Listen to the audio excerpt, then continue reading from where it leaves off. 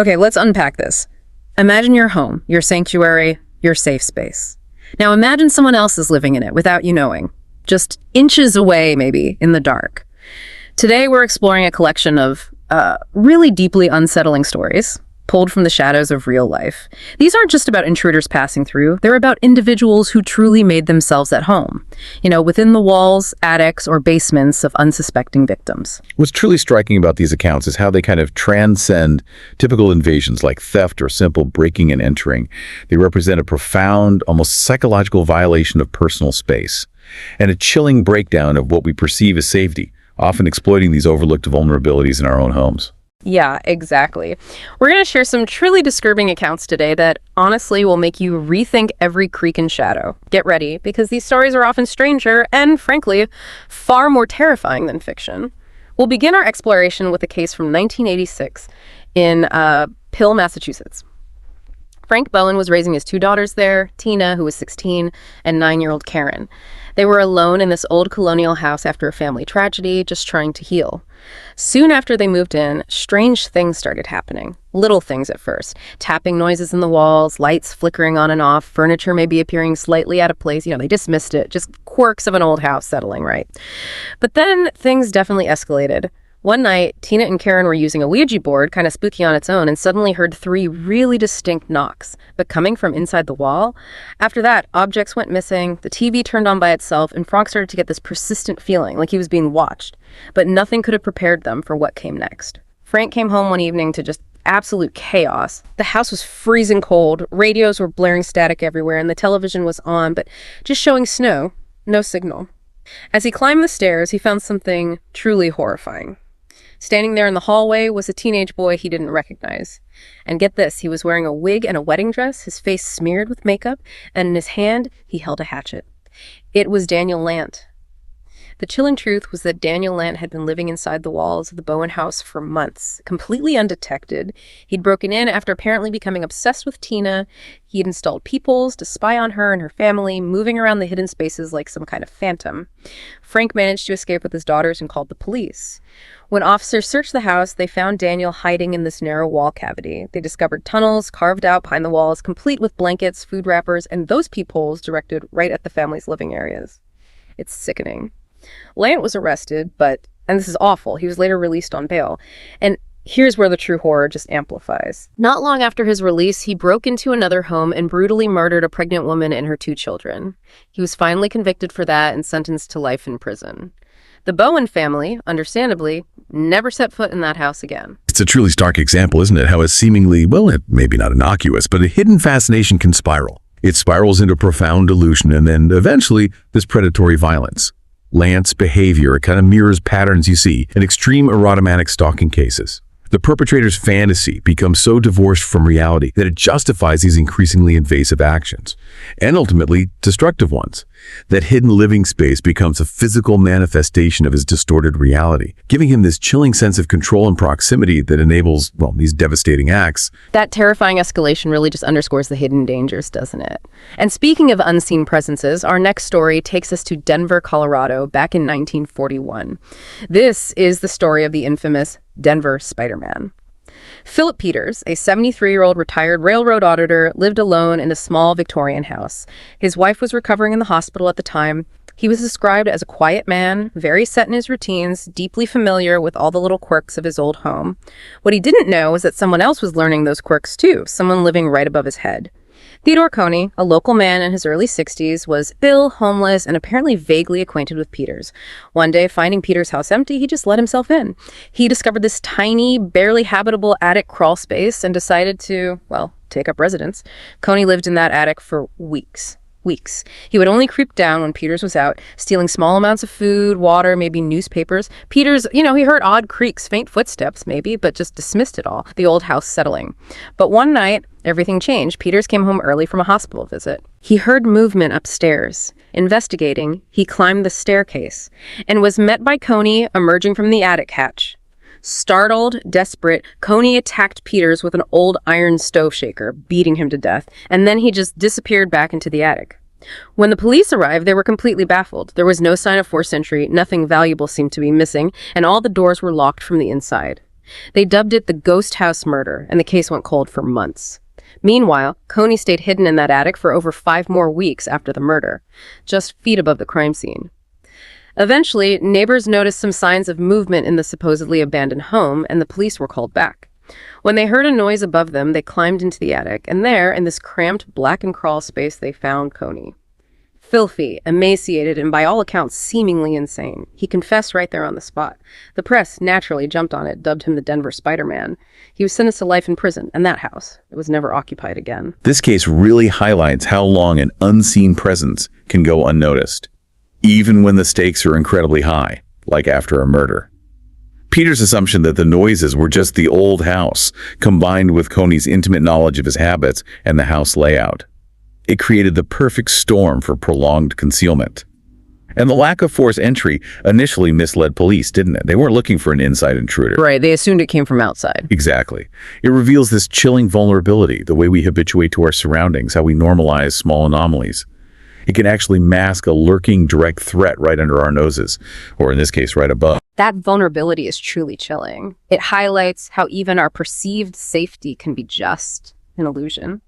Speaking of profound violations, our next case, this one's from South Carolina in 2012, takes that idea even further. It adds this layer of deep personal betrayal.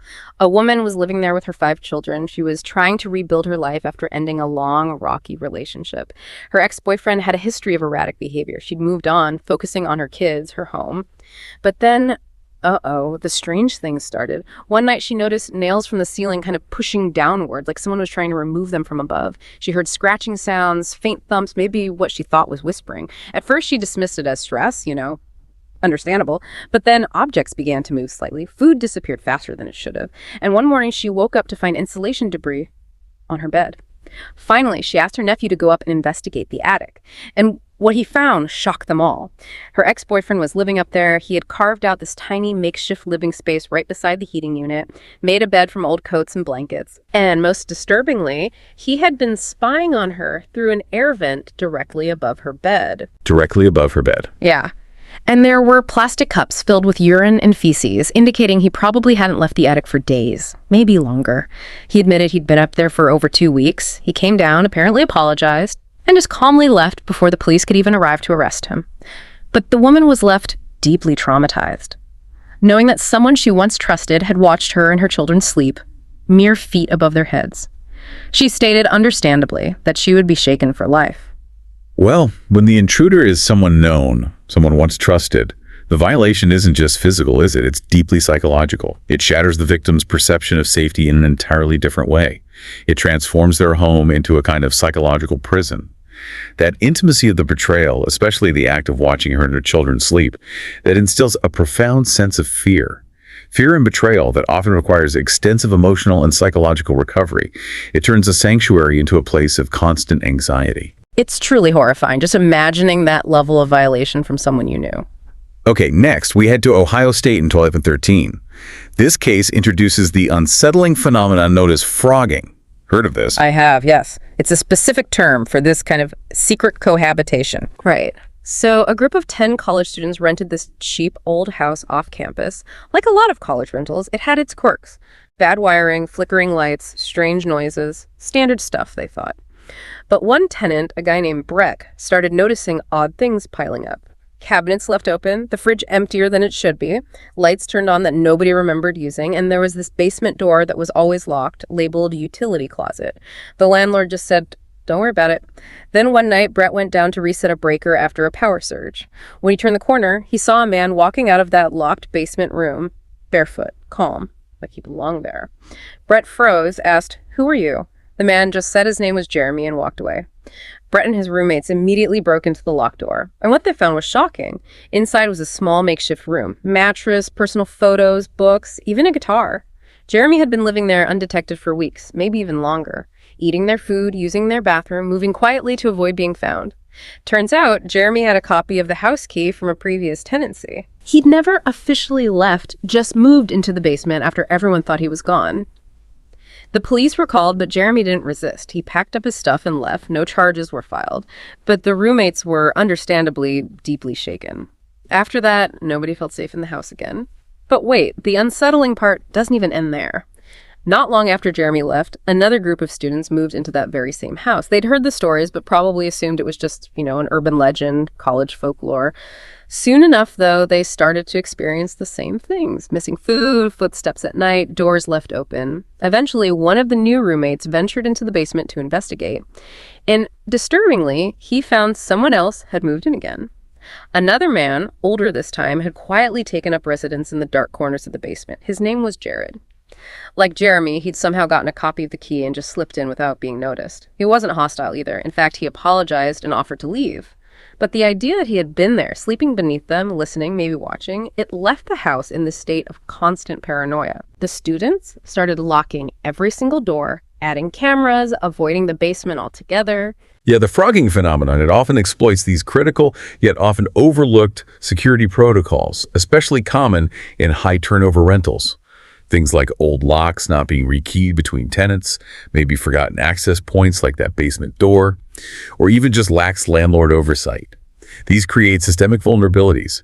These dwellers often gain access from a previous connection or a simple lapse in security, and then they exploit architectural designs, accessible basements, attics with, shocking ease sometimes. It's a stark reminder that security isn't just about the front door lock, is it? It's about managing all potential points of entry and maintaining vigilance over them. It's chilling how easily that can happen, especially in those situations.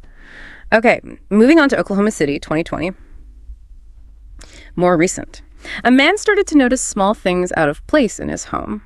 A cereal box half empty when he thought it was full. The back door unlocked one morning when he knew he'd locked it. The thermostat changed overnight. His first thought was, maybe memory lapse. Then maybe an animal got in. Or even a weird prank by a neighbor. But the disturbances continued. Always subtle, but just enough to be really unsettling. One day, he finally decided to investigate the attic. He climbed up, expecting maybe to find a dead raccoon or some birds nesting. Instead, as he poked his head through the hatch, his flashlight beam landed on something horrifying. A mattress, a pile of clothing, and a man fast asleep. The intruder looked like he was in his 30s, unkempt, looked absolutely exhausted. The homeowner backed away carefully, called the police, and actually held the man at gunpoint until they arrived. Investigators later learned the intruder had climbed an exterior staircase and got in through an unused rear attic door. Easy access, apparently. He had lived in the home for nearly a week without being noticed, surviving on pantry food, sneaking into the bathroom only when the homeowner was out. He had no connection to the homeowner, offered no clear motive beyond perhaps desperation. He was arrested and charged with unlawful entry. The homeowner, though physically unharmed, said the experience just forever changed how he viewed his own house. He couldn't sleep in peace afterwards, knowing how close someone had been, completely undetected. This case is a profound testament, isn't it, to how easily our daily routines and our basic assumptions about privacy can be exploited. Exploited by someone with a hidden agenda, whatever that might be. The intruder operated with a stealth that relied entirely on the homeowner's predictable patterns when he was out, when he was asleep. This highlights that for these hidden dwellers, our routines literally become their schedules. It allows them to remain virtually invisible and just leverage our blind spots to sustain their secret existence. It's truly unnerving to think about our habits being used against us like that. Now, prepare yourself for this next one. Yeah. Ashley's peephole nightmare. This was in Spokane, Washington, also in 2020. Ashley lived alone in a small one-bedroom house. It backed up to thick woods, and she actually liked the privacy it offered. At first, everything was fine. Weeks went by without incident, until around mid-February. Started small, again.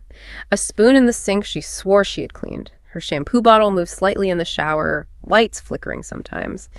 She dismissed these as just minor oversights, being forgetful maybe. Then she started hearing things at night. While watching TV in bed, she'd hear this soft rhythmic tapping in the walls. Not like mice, she said, but slow and deliberate. It would often happen right after she turned off the TV, almost as if it was waiting for the quiet. A few nights later, she heard scraping coming from the air vent in her bedroom, just for a second, then silence.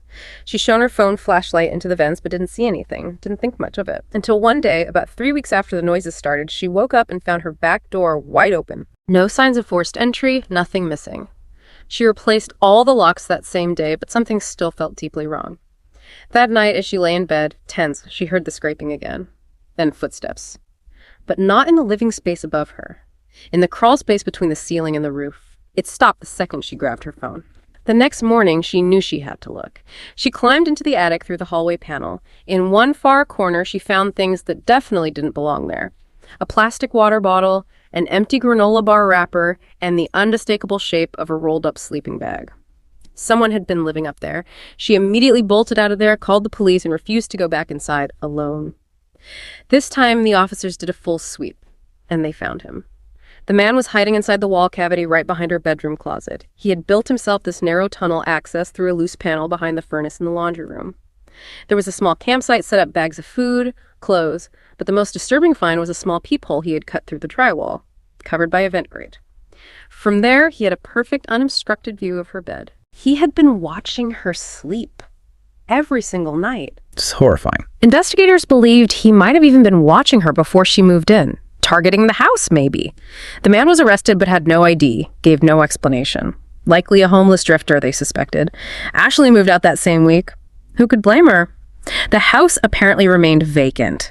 The idea of someone living just inches away, watching, it's enough to make anyone's skin crawl. Yes, this particular case elevates the horror because it really moves beyond mere intrusion or theft. It becomes deliberate, voyeuristic surveillance. It transforms that private sanctuary into a kind of stage for a hidden observer. The peephole signifies a profound dehumanization of the victim, reducing them to an object of observation. It's a calculated act of surveillance that steals not just physical safety, but also that fundamental sense of being truly alone and unwatched in one's most personal space. It's a deeper violation. That level of calculated voyeurism is, yeah, it's a true nightmare. Finally, we arrive at perhaps the most chilling account of all. Lisa Lighthart's staring intruder. This is reportedly from Portland, Oregon, just recently in 2025. Lisa moved alone into a small 1950s house outside Portland after a breakup, seeking a fresh start. About 2 months in, something started to feel off. At night, she would hear these very soft, muffled, low breathing sounds, always from the same spot, the wall directly beside her bed. She checked, of course, but found nothing, just an old blank wall with a strange bolted square panel near the baseboard. Looked like old access, maybe. Then came other sounds. Late at night, she would hear quiet tapping, like fingers drumming on wood, softly. One night, she was sure she heard a whisper she couldn't make out, coming from inside the wall. That was the first time she actually left the house in the middle of the night to stay at a friend's place. Freaked her out completely, but even sleeping on the couch there, she thought she heard faint crawling sounds. Maybe paranoia, maybe not. After about a week of avoiding her own bedroom, she finally decided she had to confront whatever it was. She got a crowbar and went to that small square panel on the wall. It came off surprisingly easily. The screws weren't even really holding it in place. Behind it was a dark cavity that opened up into a crawl space, maybe 3 feet wide, stretching back into darkness between the walls. As she shined her phone flashlight into the space, she saw him. A man sitting in the far corner, knees pulled up to his chest. He was filthy, pale, and his eyes were wide open and locked directly on hers. He didn't move, didn't speak, just stared back. She said it was like he had been waiting for her to find him. Lisa screamed, dropped her phone, and ran out of the house. When the police arrived, the man was gone. Vanished. Inside that crawl space, they found evidence he'd been living there for weeks. A sleeping bag, plastic bottles filled with urine, food wrappers, and hundreds of drawings, scribbled onto the wood and insulation with pencil and charcoal. Most of them were of a woman, presumably Lisa. Oh, that's deeply disturbing. The drawings. Yeah. Police figured he had accessed the crawl space through a forgotten storage hatch in the basement utility closet. It led directly behind her bedroom walls. They never caught him. Lisa moved out immediately, is reportedly still in therapy, and hasn't lived alone ever since. This case really encapsulates the most terrifying aspects of these hidden intrusions, doesn't it? Yeah. Because of the sheer unadulterated obsession it reveals. Those drawings, they transform her from a person into an object of intense fixation, which is a common hallmark of highly disturbed individuals. The long-term impact is just profound.